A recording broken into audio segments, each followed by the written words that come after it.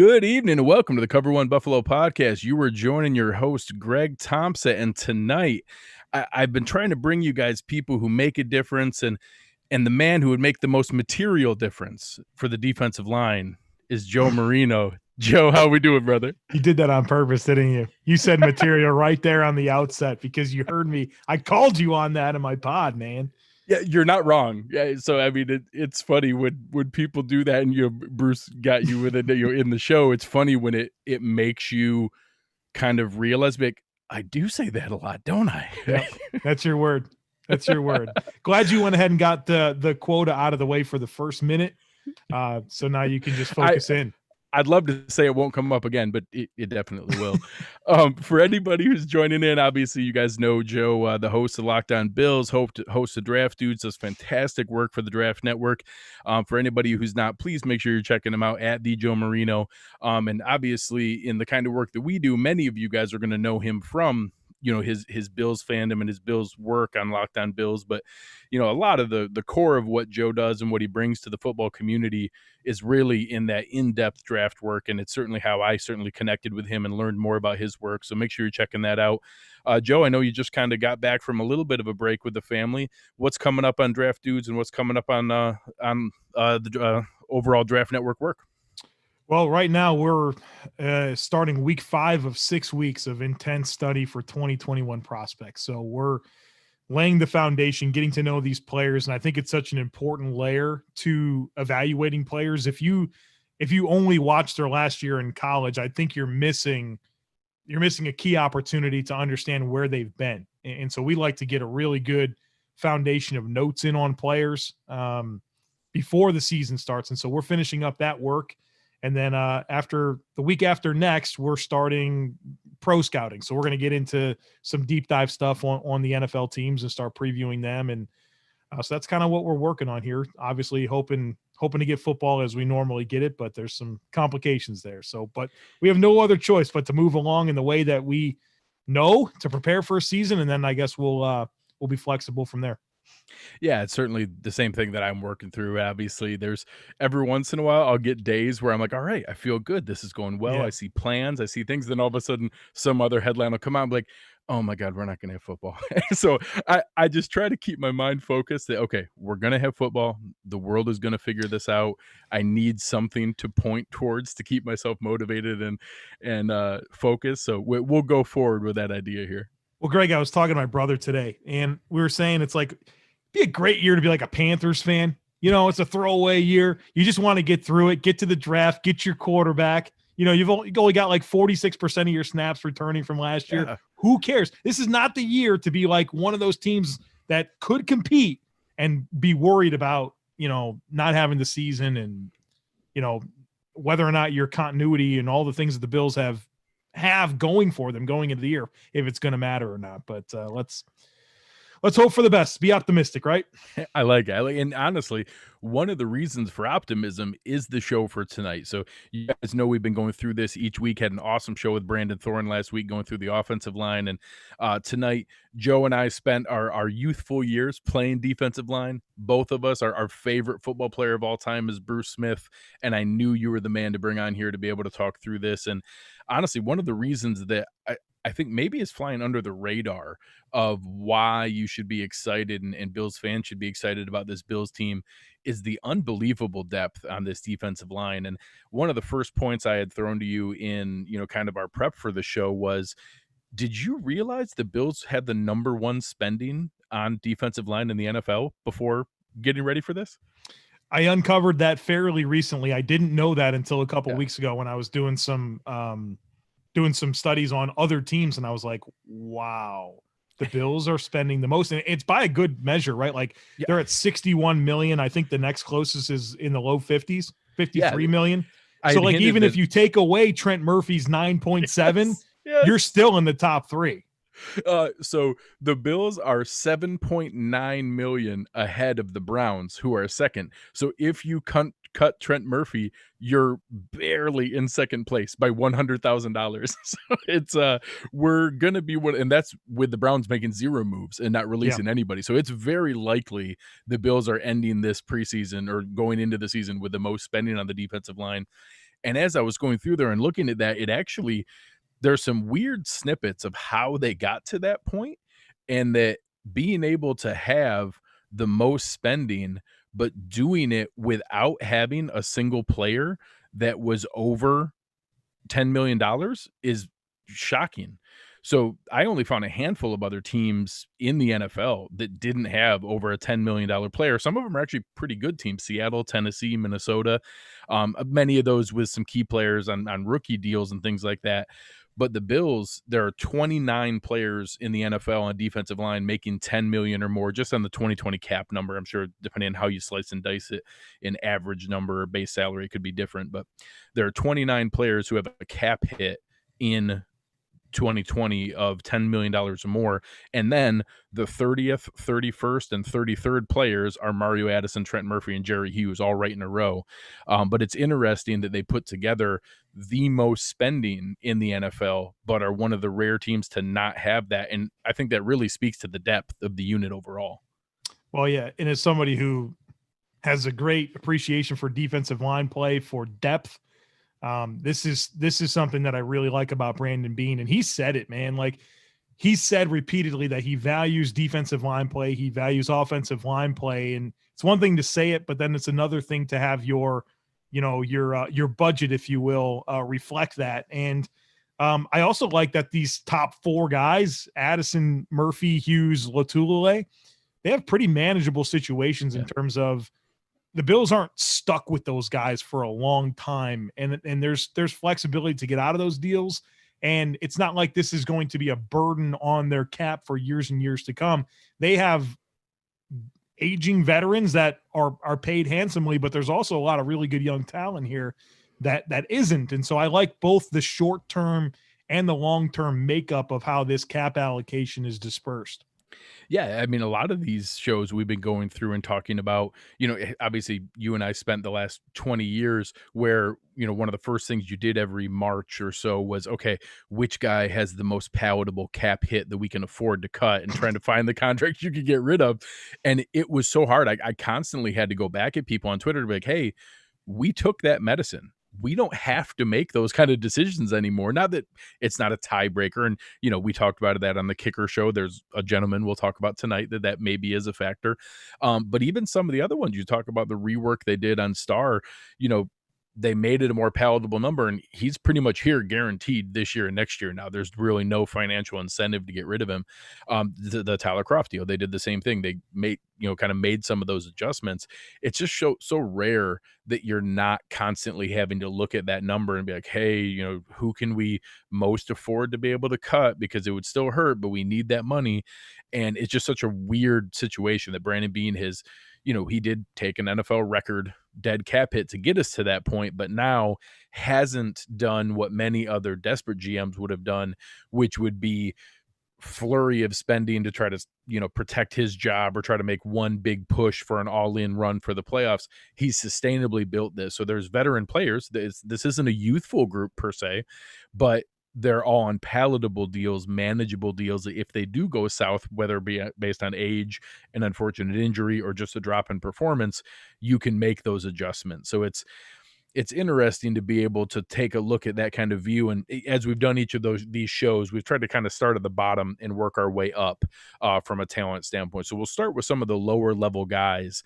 And one of the questions I had sent over was, do we think, and I guess you could use a none of the above option as well, what do you think is more likely, that Daryl Johnson makes his way onto the tail end of that roster, that there's a surprise from a Mike Love, a Vincent Taylor, or a yet to be signed free agent guy? Do you think any of those guys surprise it, or is that top 9 just too tough to crack? I think if there's anybody that's going to crack it, Greg, it's Daryl Johnson. He was a draft pick last year by this regime, which always helps guys, right, with staying power. If you were drafted by the people that are currently running the football team, they have an affinity towards you, and they're going to keep you around more likely than other players that are maybe similar but weren't brought in by that regime. But 2 notes here on Daryl Johnson. First of all, as a 7th round pick last year, he played 22% of the defensive snaps for the football team, right? That's a quarter of the snaps Daryl Johnson played last year. And that's when you had Jerry Hughes and you had Trent Murphy, who played a ton of snaps, and you had Shaq Lawson, right? So Daryl Johnson played meaningful snaps for this team last year. Now it's a different dynamic this year. I understand that. Mario Addison's part of this mix. AJ Epinez is part of this mix. Quinton Jefferson's going to play some on the end. But so that's going to eat into Daryl Johnson's playing time. But I think from a starting point for this discussion, 22% of the defensive snaps logged already by Daryl Johnson as a seventh-round pick as a rookie is good for him. Number two, probably more importantly, he's a four-phase special teams player. He played 66% of the Bills' defensive snaps last year. And so when you're thinking about your bottom of the roster guys, special teams goes into that equation a lot. And Daryl Johnson, he covers kicks and punts. He can block on punt and kick return. And he's got a ton of length, and he's 6'6", and he can get his hands up and potentially, disrupt field goal kicking lanes. And so those miscellaneous things that he can do is going to help him make the roster a whole lot more than the Brian Coxes and Mike Loves and the Jonathan Woodards of the world. So I don't know that there's a clear path for him to make the roster. He may need an injury to get on there, but if the Bills wind up keeping another player, and I think Daryl Johnson's the guy that really seems to me like he'd be the obvious choice to make the team.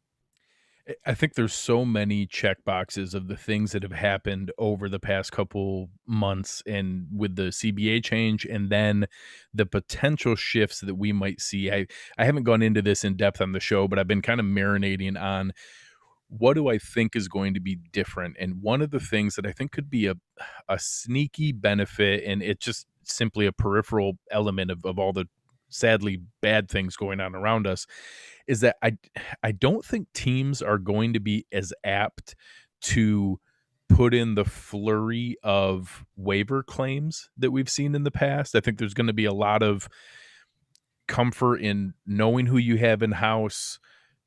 I don't think there's going to be any push from the NFL of not moving people around different spots, because you still need guys to make rosters. And if there's a guy that you scouted, he's valuable, they waived him and are trying to sneak him on the practice squad, and you want him on the active roster, you're going to sign that guy. So that's not to dismiss that that's still going to go on.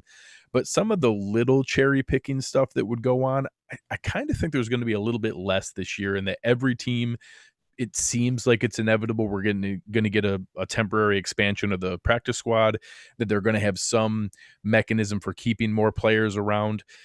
So Daryl Johnson, you talked about the snap count. You've talked about on your show plenty, the difference of what he did in the first half of the year versus the second half maybe showed that he's not quite ready. Maybe they can be a little bit careful with him. And then you have that mechanism to bring guys up multiple games during the year.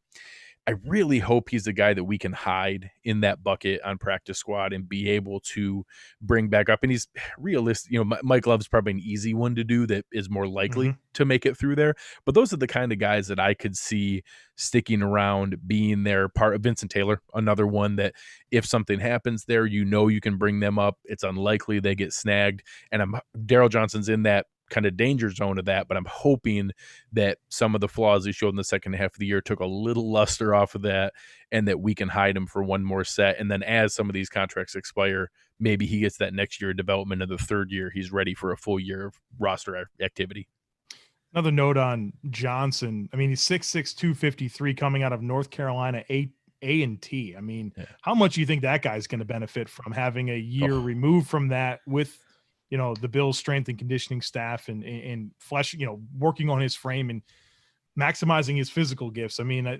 We talk a lot about the Cody Fords and Ed Olivers of the world and how they'll be better in year two, but how about Daryl Johnson and where he's come from? I think there's a lot to be intrigued with when it comes to Johnson. Absolutely. And I know that, it gets into so many things of potential. And when I was on Locked On Bills and we did the word association, I had thrown the expectation of development out there as something of, do we just assume? And Daryl Johnson's a perfect example of that. I think that he tells people a lot of reasons why, that level of competition, the level of, professional nutrition and weight training and those kind of things. Not that they're not at that level at North Carolina A&T, but it's not the same as in a professional environment. And he seems like a guy that should benefit from that, but I think that becomes easy to assume that, oh, he must have this next level of untapped potential. And that's where I think some fans get a little ahead of themselves, where he could, but so a lot of guys don't. Yeah, A lot right, of guys get right. picked in the 7th round and never tap into that. So Yep. he's an interesting one. As we kind of take the next step here and look into some of the defensive tackles, some of the defensive ends, one of the real pieces of it that I think will drive a lot of the rest of our discussion is where these snap counts are going to go. And I kind of messed around and tried to figure out, where do I think they're going to shake out? And I went through and, put together the 4 different spots for the most part, with right defensive end, left defensive end, 1 tech, and 3 tech. You'll see, I threw out some numbers for the 9 guys that right now I project to make the roster. So you don't see Daryl Johnson here, and you do see Trent Murphy. So we'll talk a little bit more about that as the show goes. But you also see that, I do plan on there being the defensive end on the field every play, but I put 30% more in 3 tech than 1 tech, because obviously there's a fair amount of, 3rd and 12 snaps where you don't need a 1 technique player on the field. And that's where Zoe played some snaps last year, and some, different movement, Shaq Lawson kicking down, Trent Murphy kicking down. So as we go through here, I tried to highlight where I saw what I think the first down of the game, and the starter per se. I think it's going to be what most people assume, with Jerry Hughes, Mario Addison on the outside, Star Latule, and Ed Oliver. I think there's other guys who play more snaps than Star, but I think he technically is a starter. And then you see the rotation. Some people have questioned, Mario Addison had traditionally been a right side defensive end. He has the flexibility to play left. I see him kicking over on the snaps where Jerry's out of there. I'll kind of open it up to you on anything that stood out here that I've thrown out that maybe is a little bit off, or where you're differing of what you assume is coming up. No, Greg, I think this looks extremely logical, and I think we'd be splitting hairs to, argue over 5% here or there. But I think just my number one takeaway looking at this chart is 70% snaps for Ed Oliver. And I think that's got to be the goal for him, right? A top 10 pick, a 3 technique, a valuable position for Sean McDermott's defense. Jordan Phillips is not here anymore. I know there's other guys that are here, but Ed Oliver needs to be the face of this defensive line. And, obviously if the suspension hits this year, then that's something that will affect that. But thinking back to K'Wan Short, the prize 3 technique that McDermott had in Carolina, I mean, he was a 70% snap type guy. And so I think that's probably the role that they envision for him. What makes this a little bit tricky is some of the versatility that exists within the Bills defensive line group, which didn't in the past, right? I mean, like Shaq Lawson would rush inside and out a little bit, Lorenzo Alexander, but now you've got how many different guys here? You've got 3 or 2 different guys here that they're playing meaningful snaps at end and interior, maybe even more. I mean, this is great versatility, which is exciting for me. Maybe Star Latule snaps are a little bit high, because I just don't know, with the amount of interior pass rush that they have, between Quinton Jefferson, AJ Epinesa kicking inside, Vernon Butler, I feel like there's better interior pass rushers. And so while I think Star will play the first snap of every single game, I just think there's too much value elsewhere on the roster for passing downs. And I think his playing time could dip, 5 to 10% based on the 35% you have here.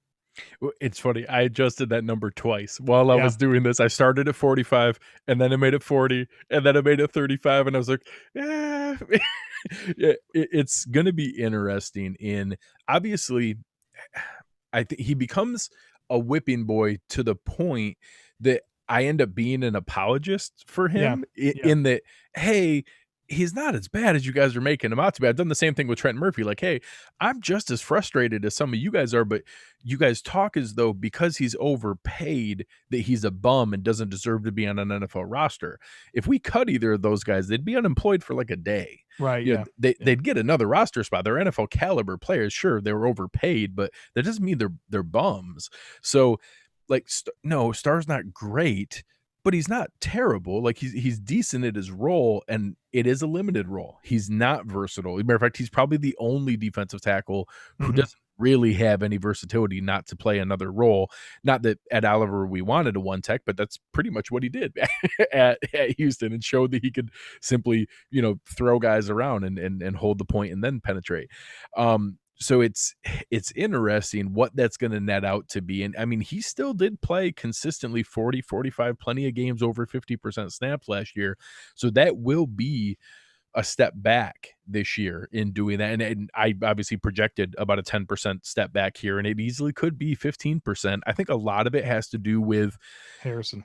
Yeah, there's also an assumption that Harrison Phillips is ready to go. You and I both talked about it during the season. He was right there to take Starr's job Yep. before he got hurt. He was right on the verge of it.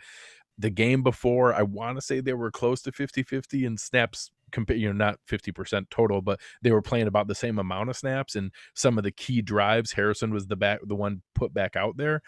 And if he is back to everything that he's was capable of, that gives them a ton of options. I anticipate they're going to bring him back slowly, simply because they have the luxury to, with what I'm showing on the screen right now. When you have Yeah. 9 NFL caliber defensive linemen, and we're not showing Daryl Johnson, and we're not showing Vincent Taylor, and we're not showing Mike Love, you have the luxury to do that. So I expect them to bring Harrison along slowly, but I think he could be the real key into how much Starr plays coming into this year.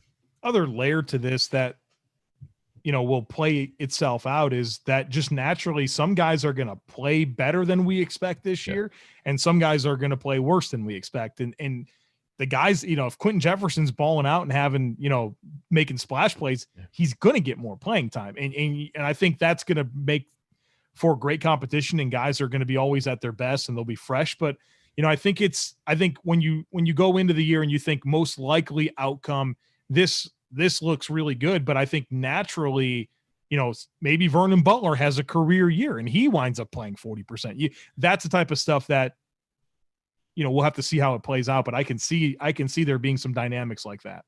Oh yeah. I mean, and we want to be fair in both ends of the spectrum, that you can tell me a story that week 12, Vernon Butler's a healthy scratch and AJ Epinesa is playing 45% of snaps because he's developed to the point, like Matt Milano, like so many others, that you just can't keep him off the field, and that, hey, the best guy's going to play. So there's a lot of different paths where this could go, where all of a sudden, I don't know that I expect Starr to be a healthy scratch, but where he could be a nominal starter only and a 20% snap kind of guy.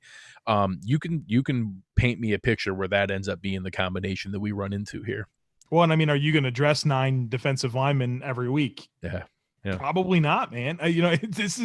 There's some really fun dynamics here. It's a good problem to have. Injuries will take care of a lot of it.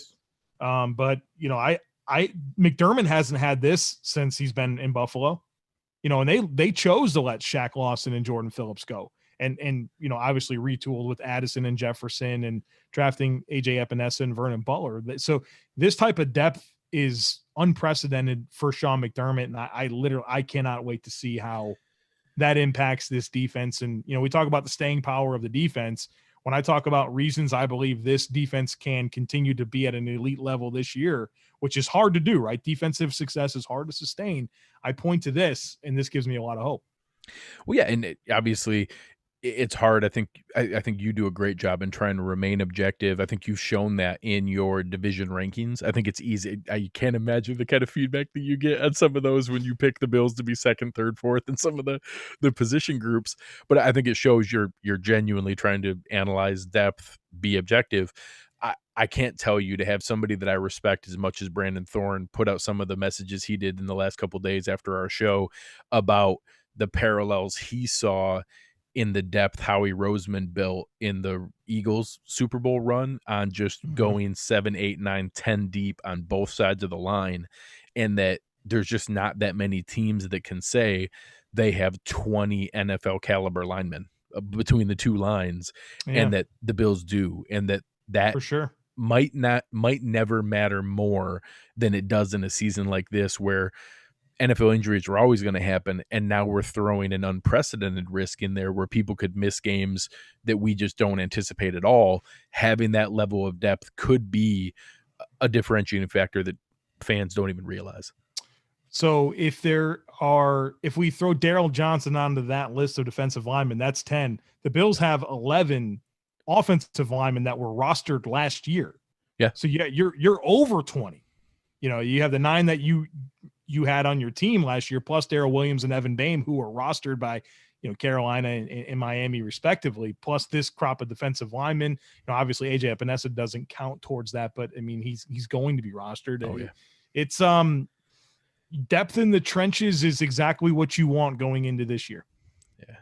Well, and so now looking at what that takes us to do, one of the questions I had sent over was that some people are concerned, and I think AJ Epinesa helps a little bit, but he didn't quench that thirst for the speed pass rusher that's there. Yeah. And that if someone's going to throw, poke a hole in what we just kind of propped up as being something to be excited about, it's that, hey, the top 3 guys are all going to be 30 by the time the season rolls around here.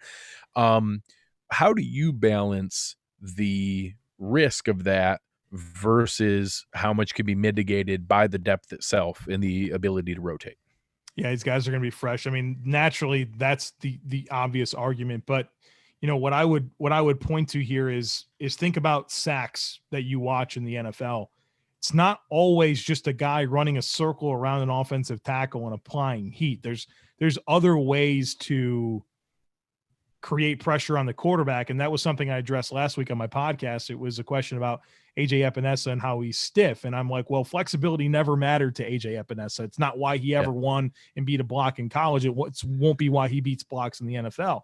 And I think this is subscribing to, I think, some of the league trends in terms of getting long-armed, heavy-handed defensive linemen that can compress the pocket.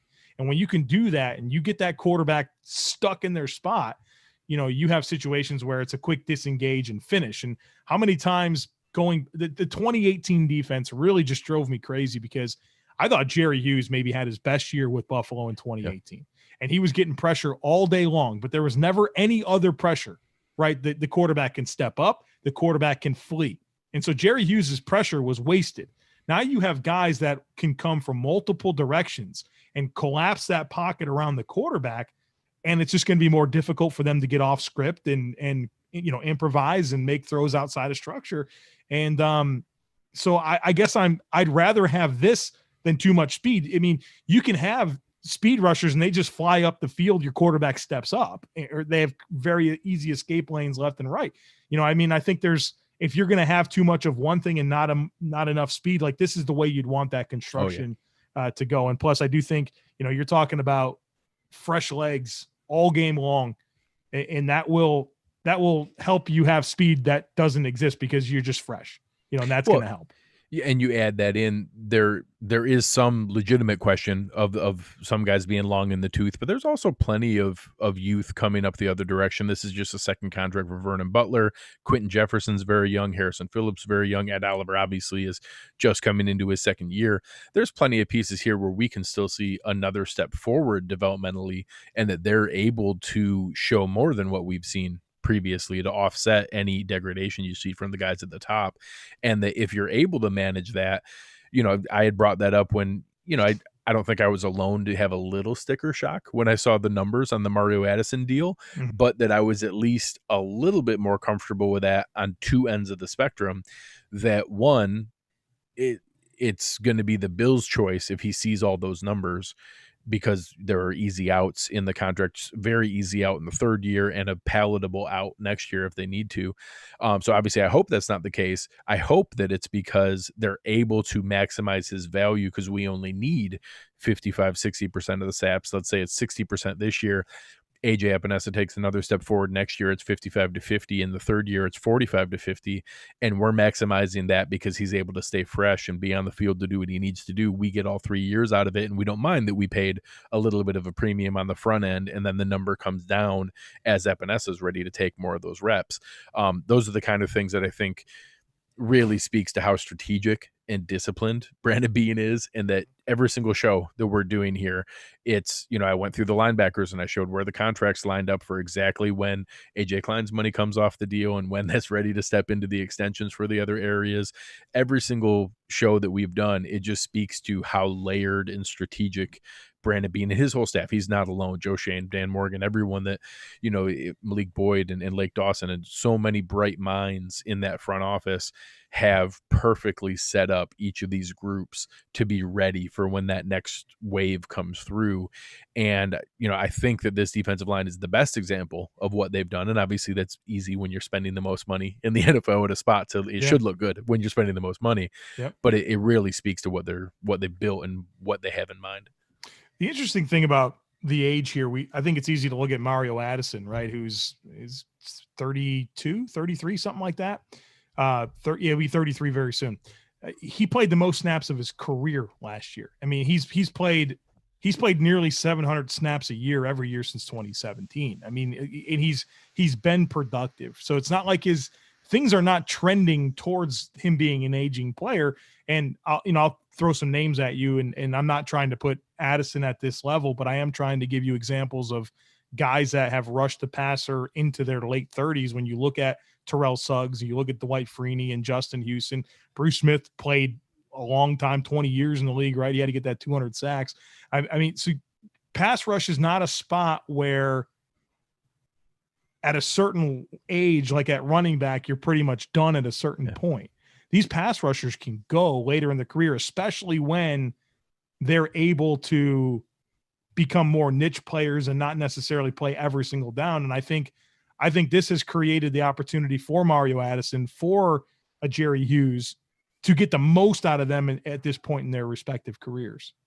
Well, and especially, you had talked about some of the earlier, the shift to that collapsing pocket, long arm, some of the guys they brought in. Mario Addison isn't winning by beating guys around the corner. That's not the way that he's winning. So that should, in theory, lean to a more graceful aging curve as well, because that grown man strength isn't going to leave you and any time now when you're putting in the work he does. And some of the box jumps he's putting up here. Yeah. I'm not all that worried about the explosiveness either with what he's showing, but I think that they're picking the right kind of guys to invest in to, still meet their contract demands. Yeah, and there's no question. And I love the familiarity with coaching that exists here. So we talk about, not just the Bills players that have been around and have been with McDermott since 2017, but with the arrival of Eric Washington, Star Lotulelei, Vernon Butler, and of course Mario Addison, all three of those guys are playing with a coach that knows how to get production out of those guys. And so while that was the only change in coaching that the Bills had this year, I think it was an actual upgrade. And I think that familiarity will just create, not to get all Sean McDermott processy here, but to create that scenario where guys are able to be the best version of themselves. Well, and I think it also gives you some level of reassurance when you're talking about when they made the investment. They made that investment knowing full well what they're walking into. Who better is going to know what kind of gas Mario Addison has left in the tank but the guy who just coached him? Who's going to know whether Vernon Butler was a flash in the pan or whether that was him finally realizing his potential versus the guy who just coached him? So not that that's a guarantee. Everybody has their own biases. I can see a scenario where Eric Washington wanted to believe those things were true and it ends up not being. But I feel good that the Bills front office's research matched up with what I'm confident was the sign off and reassurance of Eric Washington coming in being like, yes, go get him. He's got plenty left in the tank. We can make it work. I certainly saw that as a double check in my mind. Going into the next phase here of what we're looking at is a couple players that I picked out, and we'll leave the elephant in the room for the last one here. I think the most exciting one is, do you think that I know everybody does their own grading. People like to give our friends at PFF a hard time. Joe Biscaglia did his own scale throughout the year. One thing that I'll say was consistent in video breakdowns Eric did for us, Joe Biscaglia's grading scale, his grade point average scale, the PFF rankings that were there was a material step forward from Ed Oliver in the first half of the year to the second half of the year, and where he really started to get, hand usage, counter moves, the idea and strategy that goes into it. Do you think we're ready to see the step forward in this second year that happens for so many defensive tackles, even some of the really powerful ones. I did a matchup of, Fletcher Cox first year to second year, Aaron Donald first year to second year. I'm drawing a blank on Cincinnati defensive tackle that he's built similar to. I'm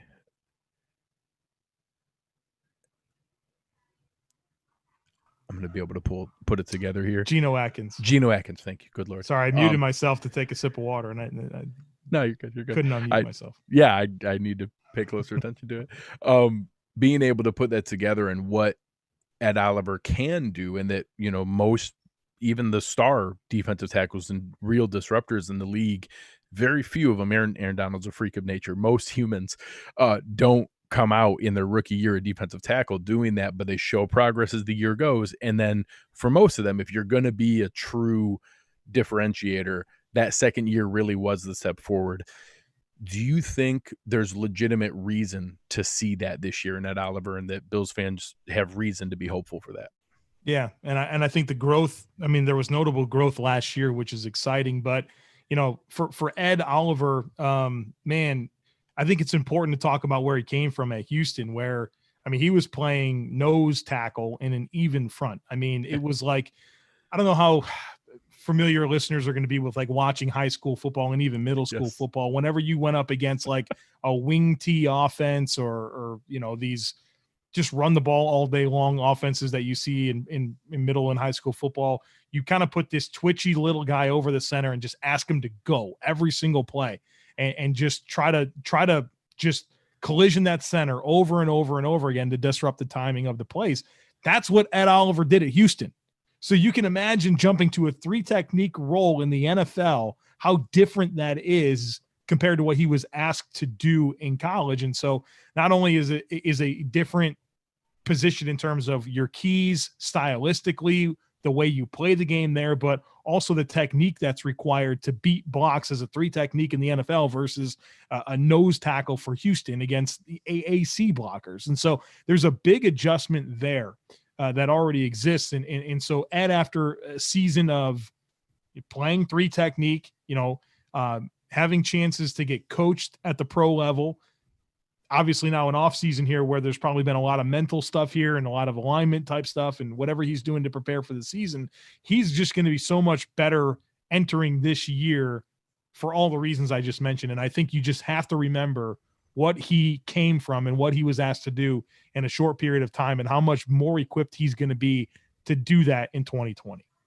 Well, and it's so interesting to see where I think I heard some reporting and different people that I think Ed Oliver struggled with the transition of not being the big man on campus. And I think that there was not necessarily humility in the sense that he failed, because he didn't. He was still playing fine. But I think anyone who has just been physically dominant every time they've ever stepped on a football field, to spend the first half of your season playing, freaking Marshall Yanda and people like that, they're like, I can't just throw these guys around. This guy's really good. I think that there was a realization that a couple guys have hinted at, and I think Zoe talked about it. There was a really good interview that he did with Matt Marino where he went into a little bit of detail and spoke to kind of a moment for Ed Oliver where he really realized, okay, I need to now start thinking my way through this and not just relying on my unbelievable God-given talent. So it's going to be, that kind of setup for him to be able to now capitalize on. You see all the videos of him working out, building on what is just immense explosion from that God-given talent, and now maybe adding the upstairs part of it to, put together moves, set guys up, have counter moves, have a pass rush plan put together.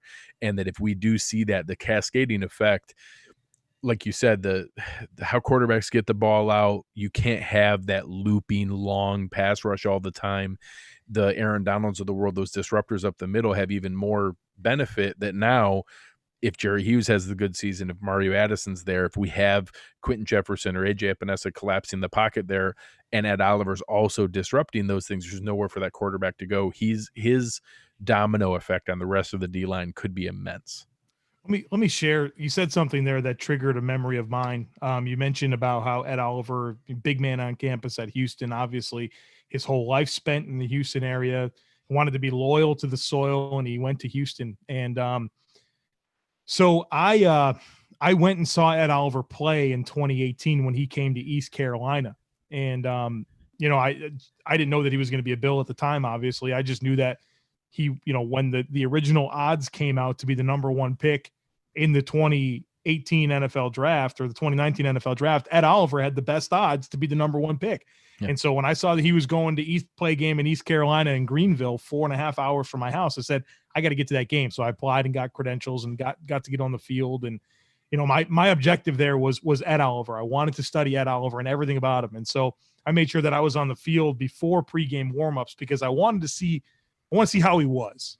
Yeah. And I'll tell you, you knew when he walked on the field because he brought so much energy to the field. And I'll tell you, the guy danced the entire time during warmups. He was the first guy in line, and the guy was just dancing. He'd do his drill, and he'd dance back, and he'd dance in the line, and he was that dude, right? He was that guy that brought all the emotion, the energy, to the field. And look, I didn't watch Ed Oliver practice all year long last year, right?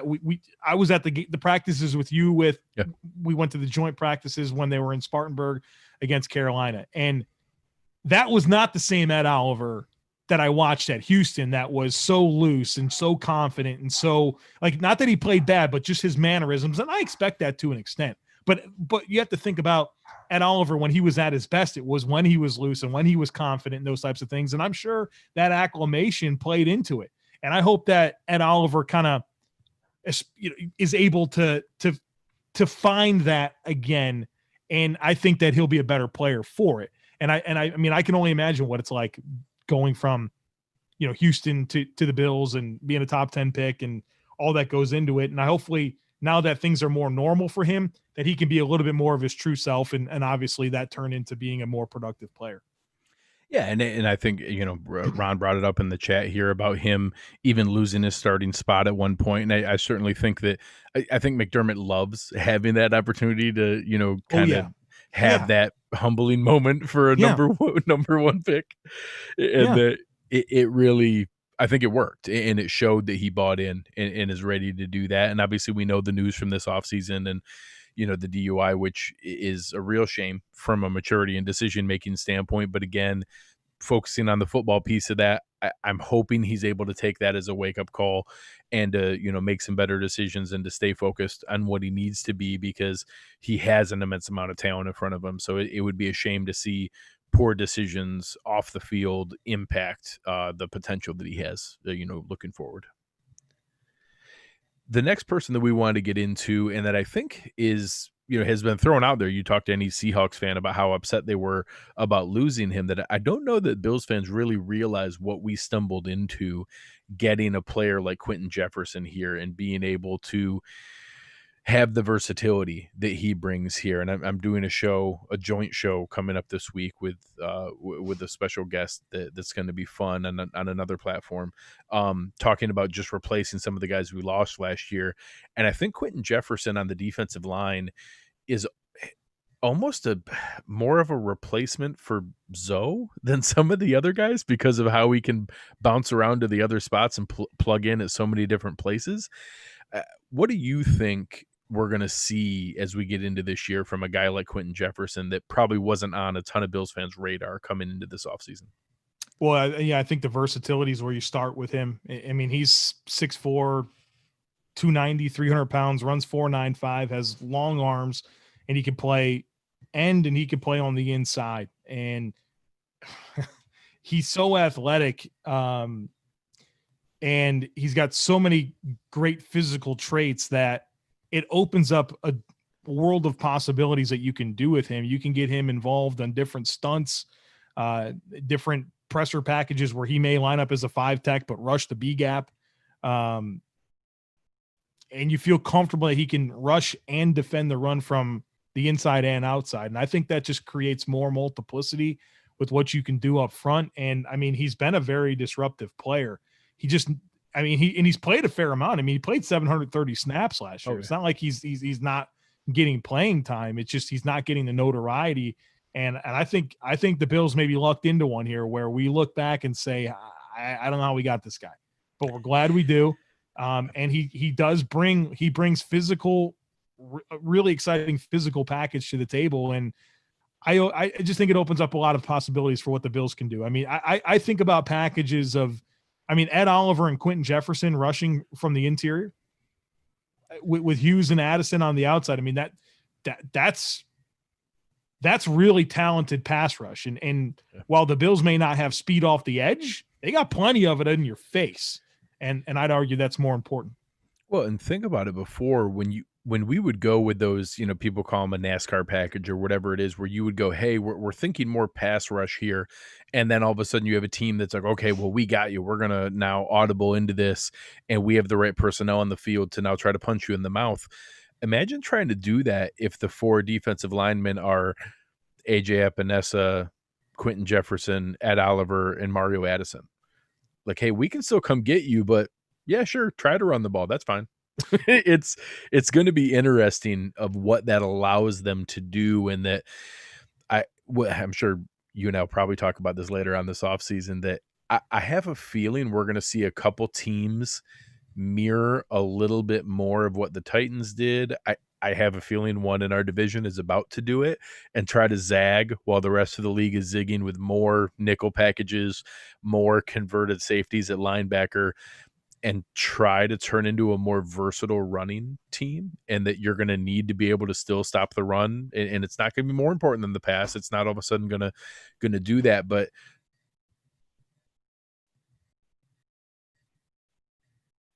yourself and you'll be good to go. This is the fun of going live from your in-laws' basement and trusting the internet. It's You're still in the in-laws' basement, brother. Wow. It's the fun of what we're doing here. So I'll splice these together afterwards, but Okay. we'll deal with that. All right. So getting back to where we were, I'll figure out the timing and the editing after we mess around here. So kind of diving back into just the overall discussion on what's here. Obviously, the final piece we haven't talked about is the one where everyone is assuming they know their fate on Trent Murphy. And I had put it out there that, one, I think there's a much more real possibility than many want to speculate that he could be on this roster. I think a couple of reasons are how valuable continuity and knowledge of the system is this year. The fact that, yes, it would be nice to have the money. $8 million is a real amount of money. I think that's a real chunk that could help us with some of the extensions for Milano and Dawkins. But I don't think it's a direct correlation that if we don't cut Murphy and save that $8 million, now we're not going to re-sign one of those players. It's not that simple. And that there's, some small benefits of keeping him, that if he then walks next year, that's another positive comp pick, element that could come into play, that he walks as a regular unrestricted free agent versus being cut and being let go. And that, it kind of ties into our discussion earlier with the expectation of development of Daryl Johnson, that, Trent Murphy ended the season really good last year. So that stretch where Daryl Johnson was playing, 5% of defensive snaps, Trent Murphy had 6 sacks in the last 5 games of the year and was really ending on a really strong note. What do you think is the likelihood, if you gave a percentage, of him making the roster? And do you think AJ Epinesa's development is, the way I speculated, is the key of whether he makes the roster or not, is how fast AJ Epinesa climbs? There's so many layers to this discussion, to be honest with you. And I think AJ Epinesa's progress, I think Daryl Johnson's progress, both weigh heavily into Trent Murphy's chances of making the team. I think you make a good point. He played good football down the stretch, and he's obviously further removed from that ACL tear. I think the coaching staff loves Trent Murphy. So whether or not I've been critical of Trent Murphy, I think Sean McDermott likes him. And that's very helpful for your chances of making the football team, because he likes the Patrick DeMarcos and the Lee Smiths and the Trent Murphys. Like, those seem to be kind of his guys, and that's going to help him. But here's where I go back to with this, Greg, and I think about the Lesean McCoy situation last year, and I know it's weird, it's a running back defensive end thing, but LeSean McCoy, we were told that the Bills were committed to LeSean McCoy, that they wanted him around right up until he was released. And I think what it came down to is, at the end of the day, whatever Shady's contract status was, it was a pretty sizable amount of money, I think around $9 million. At the end of the day, because Devin Singletary came along at the rate that he did and their desire to get him on the field, it no longer made sense from a business perspective. Whether you liked Shady or not, you thought he was a good locker room leader, any of those things, it never made sense for your RB3 to get paid $9 million, right? No matter what, eventually it just becomes a bad business decision. Now, do the dynamics of this year play into it? Yeah, because why are you going to be that eager to send off a defensive lineman that's been productive for you, that played his best football at the end of the year last year and is in a contract year, right? So for that purpose alone, you're probably going to get the best version of Trent Murphy out there. And obviously with more competition than he's ever had in Buffalo for playing time. So I don't know, like, you introduce all these different ideas to the discussion, and unless they just feel like, you know what, we don't see him playing more than 25 to 35% of the snaps, and we don't think, $9 million is an appropriate amount of money for that. We like what we have in Daryl Johnson and AJ Epinesa. This just doesn't add up. Unless that's the thought process, I think Trent Murphy sticks. Well, I think you touched on it exactly where my mind was going. People threw it out there last year that, obviously Bean was blowing smoke the whole time. Every time he talked about LeSean McCoy, it was just BS, trying to prop up his trade value. And don't get me wrong, a piece of that is true. But I don't know that they expected Devin Singletary to be everything that he was. I think They hoped that he could. I think they saw the potential for it in his film review and in studying him, and that's why they took him. But I don't think they knew he was ready to be an RB1 in the NFL that quickly, and it gave them the luxury of doing that. I think AJ Epinesa is the exact same thing. There's a reason they picked him. They're really excited to have him. They love his potential. They're glad that he's part of this roster construction, but they don't know what he's ready for in year one. Yeah. If he comes out and he's throwing Ty Nsekhe and Cody Ford around, then hell, maybe we don't need Trent Murphy at $8 million if he's going to be D lineman 9. If he's going to be DN3 and he's going to be, which, for the Bills has been a guy who plays 50% of snaps. Last year, Shaq Lawson was DN3. He played 50% of the snaps. Yep. That kind of guy has a great deal of value. If he's still going to be, maybe a step back from there, and we have more DN4 than we did last year, and that's, a step back. I think I had it projected at 35% for Trent Murphy because of 30% from AJ Epinesa. That gives you that luxury. If all of a sudden we realize that, holy crap, we can't keep AJ Epinesa off the field. He can't play 25% of snaps at defensive end. This guy's got to play 40, 50% of snaps. Now you have that luxury, just like they did with LeSean McCoy, where now the financial element is a tiebreaker. And honestly, him and Hauschka are the only two on the team where finances actually matter. Anyone else, it's, if Andre Roberts or Patrick DeMarco or someone like that gets cut, sure, there's a little bit of a bonus. It's like $1 million. It's not a material amount of money that is going to be the reason that you do that or not. Whereas with Murphy, there is a real dollar figure that, okay, $8 million is a free Quinton Jefferson. That's a free Quinton Spain. That's a free AJ Klein. That's a free Josh Norman. That's a whatever they value as a second tier free agency investment. That's a free player. So it is something that could come into play, but I do think it's going to be football first.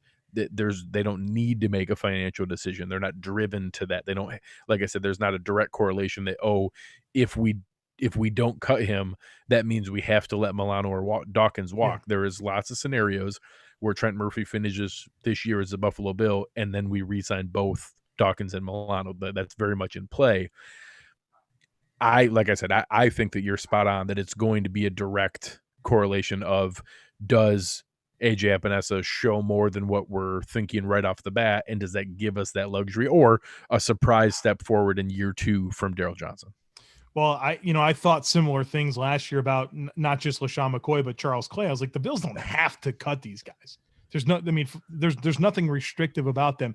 Here's what I will say, and maybe this will help bring some clarity here, but estimations are that the salary cap next year could be $20 to $40 million less. Whew. And that becomes very challenging. And when you talk about is his cap figure is at 9 million? Yeah. So okay. it's actually 9.8 million. We'd get 8.025 back if we cut him.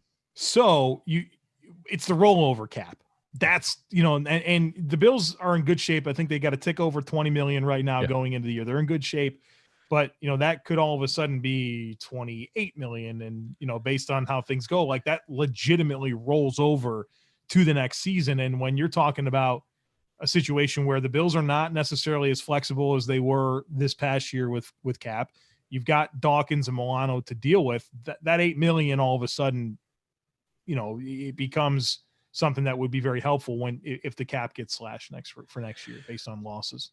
Well, and obviously, again, one of the benefits of having an incredibly diligent, front office that pays attention to every little bit of detail is some of the contracts that come off the books next year are going to be in decent shape, with assuming that there's no change in the salary cap next year. Nobody knows exactly what that's going to be and where that cap is going to try to look. All the over the cap and spot track and people like that have it at 209 with a $10 million jump from this year to next year.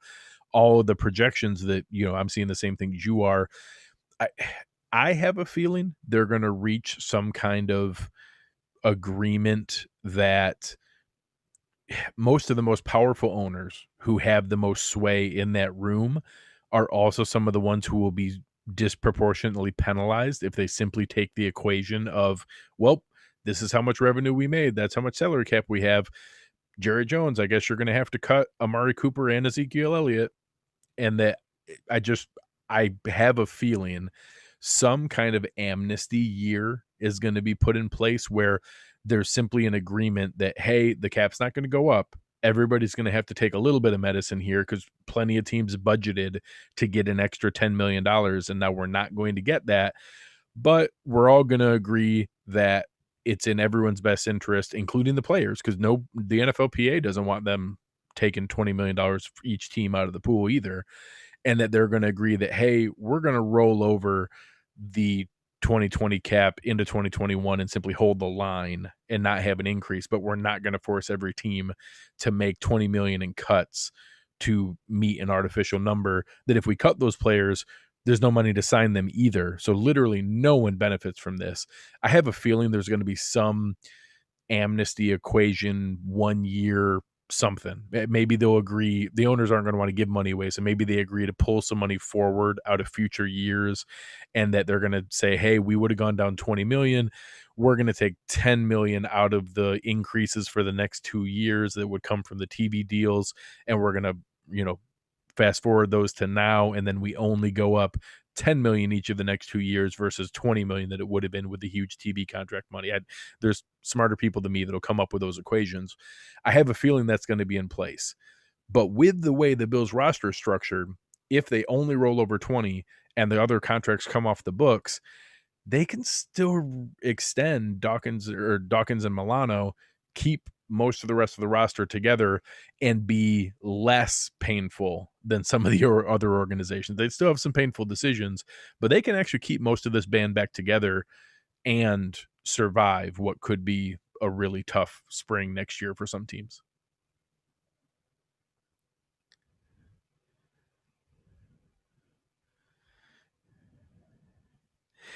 So Joe and I are having all kinds of fun here. Going through to be able to set it up. You back, Joe? I'm good. Yeah, sorry. Yeah. I No, you're muted good. myself again. Yeah, it's fine. I'll just have all kinds of editing fun after tonight's show. So going back and forth, one of the final questions that I had was, with all this depth, with all the different players that are in place, who do you think we see at the end of the year? I'm not going to say sacks because we saw last year, with Jordan Phillips, how random some of that can be. The year that Zoe had 12 and a half sacks and the things that come into play with some of those pieces, that it's not always a direct line of, hey, they were this good, so they had this many. But I think pressures are a little closer to that of who genuinely made a difference. Who do you think the top 3 guys are we see come out of this defensive line creating the most pressures in the 2020 season? I'd kind of be shocked if it wasn't these 3 guys. I in no particular order, I think it'll be Mario Addison, Ed Oliver, and Jerry Hughes.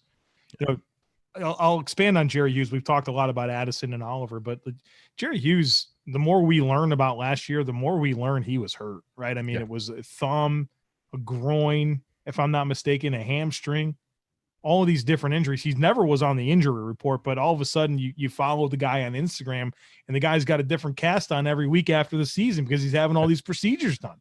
And we saw the guy, he had 3 sacks in the playoffs against the Texans, against Laramie Tunsil, who's the highest paid offensive lineman in NFL history. And so, I that was so encouraging. That last game, plus just knowing he wasn't healthy, thinking about what Jerry Hughes has left in the tank, especially when, there's more help than ever for him. And so, I'm excited to see Jerry Hughes healthy because I think going back, like I said, in 2018, I thought that was the best year I've seen Jerry Hughes rush in the passer. There was no other complimentary rush. And so I can say emphatically that there's complimentary rush now on this roster. And so I think Hughes will lead it. Addison very close second, and then I had Oliver right there, very close. Same 3, same 3. And you're right. I think I'd be a bit surprised if that's not there. I think that we could see somebody else step forward and have a nice season, and you might get a surprise sack total. But those pressures take every week in and out, consistent performance. And I think that those are the guys that are going to be there. And I think this is going to be back to when Jerry Hughes was the complementary piece in the cold front defense, and you had him with, Mario Williams and the peak Marcel Darius, and still a very good Kyle Williams before getting to the end of his career, that you had that kind of complementary piece around there. And we're not as top heavy as what that defensive line is, but we're deeper than what that defensive line is. And now asking each guy to simply do their part, bring the next guy in, and never take your foot off the gas as far as the other offensive line's concerned, I think really is going to pay dividends down the second half of this year, hopefully into a healthy playoff run. And I think that, obviously Nate Geary and I talked about it. I've thrown it out there multiple times that the Bills made all these other moves. I think they have the best other 52-man roster in the NFL. And then the other half of the performance is Josh Allen. Well, in that half, that's the rest of the roster here. I think the biggest key is, does this defensive line allow what is arguably the best coverage back 7 in the NFL with what they can do between the safeties, the linebackers, and those corners? If this defensive line takes a real step forward, I think it could be a really fun season and see something really exciting as we take a run here. Yeah, to me, like I said earlier, it's the foundation of my belief that the Bills will continue to have a top 5 defense this year. You mentioned the back 7's great, and I can be concerned all day long. It's about CB2. Yeah. Sean McDermott's figured that out every year of his career, and he's got 3 guys that have been successful in his system, but he's never had this type of ammunition up front. And you have a lot of familiarity even with the new players, and I feel like it's time the team can become more exotic in what they do because of what exists up front. And I think you start layering, more complex defense with assignment defense and good coaching and good personnel. You got 1st-round picks all over this damn group. The makeup of this room is really exciting.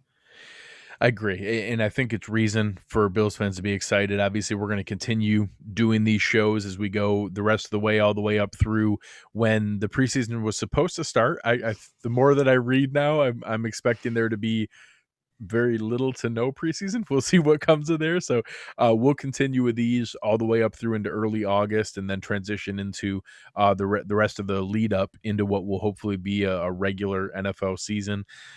We'll continue alternating between offensive and defensive positions. So looking forward to some of the guests we have lined up coming up here. I think you guys will be excited to hear them.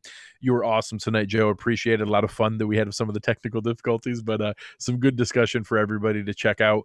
Let the the people know what you have coming up. I know everybody should be subscribing to Locked On Bills and checking out everything. Joe's performance from a daily content standpoint is unparalleled in our market. We have a lot of people throwing out shows. Joe is certainly leader of the pack from that standpoint of what he's able to bring to you guys every day. But make sure you're checking out what he has going on at Draft Dudes, all of his work at the Draft Network. Fantastic work there. If you want to be informed what's going on and who those future Buffalo Bills can be, or the people that we may play against, make sure you're checking that out. Joe, any highlights of what you have coming up here in the future on Lockdown around Draft Dudes? So we're on Draft Dudes, man. We're doing a pretty fun series right now where we've made up our own expansion team, the San Diego Scouts. Awesome. And so we're going through every team, predicting their game-by-game schedule, but then we also have to make 5 players available for the expansion draft, which we will do eventually. And so that's kind of fun series. That's going to carry us through a lot of July on Draft Dudes. And then Locked On Bills, I spend a lot of time thinking about what to talk about every day, and I don't always know what I'm going to talk about tomorrow, but by the time the shows do, I have it figured out. And so, tomorrow I actually shared this while you were taking a break on us there, Greg, but we've got the all active ex-Bills team coming out tomorrow. So these are players that are still in the league, and I was able to put together a starting lineup, which was really fun. So, just trying to be creative with it and having fun, man. I get to talk about football. There's nothing better than that. I love it. The part that makes me happy is that task is a little harder now than it was 10 years ago, when it was, oh, good, look, Jason Peters is mauling somebody else. And it was just constant stars everywhere else that you're watching. There's no question. I had the same exact thought. I was putting this together, and I think if you spend 15 minutes right now, you could probably get a pretty good idea of where I went with the players. But I was thinking the exact same thing 10 years ago. This would have been really not difficult. It'd have been an all-star cast of players. Yes. And it's like, in the past, it was just waiting for that rookie player that was really good. You just knew they were going to walk. The Bills weren't going to keep that guy. And this is not the case anymore, and it feels damn good. It's awesome, and it's exciting. Make sure you guys are checking that out. Appreciate your patience here with me tonight. This has been a fun experience for us to get put back together. For everybody that listens on the podcast, know that the edited version that you enjoy here was not the reality that Joe and I fought our way through. So appreciate your patience. Appreciate you guys in the chat. This is a lot of fun. You have been listening to Cover One Buffalo, and we are out.